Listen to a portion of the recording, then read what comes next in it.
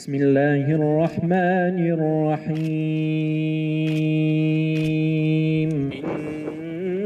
إنما المؤمنون إخوة فأصلحوا بين أخويكم واتقوا الله لعلكم ترحمون.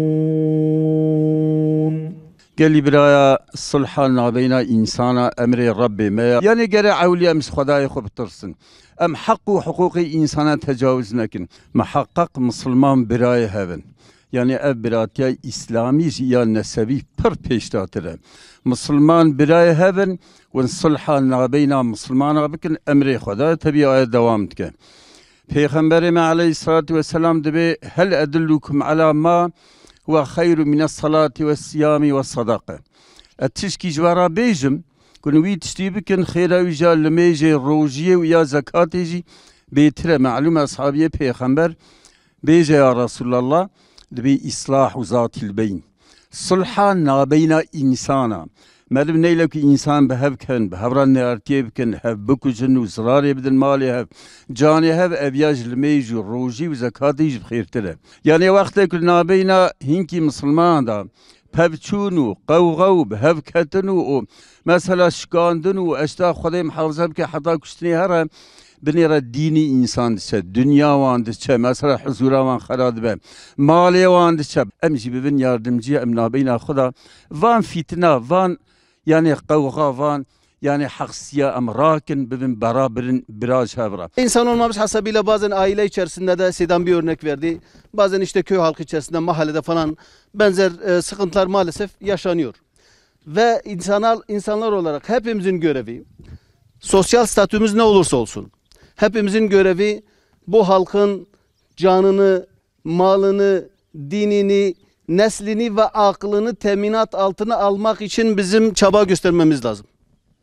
Bu herkesin, ben insanım diyen herkesin görevidir. Biz bu konuda Allah'a şükür elimizden gelen çabayı gösteriyoruz. Bu iki ailenin bu sulhunu gerçekleştirmek için gerçekten kendim ve teşkilatlarım bir yıldır uğraşıyoruz.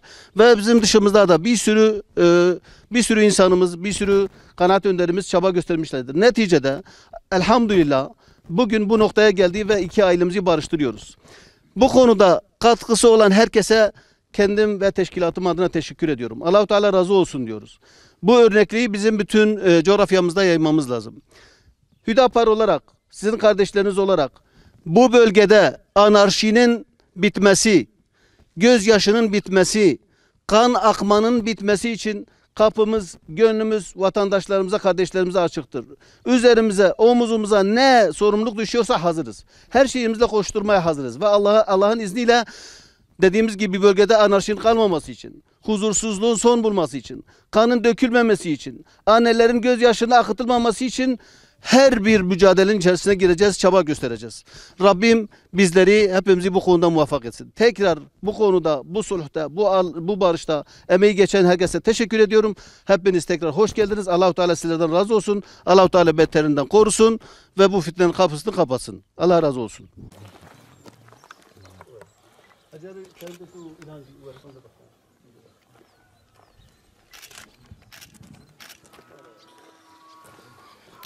Bir şekli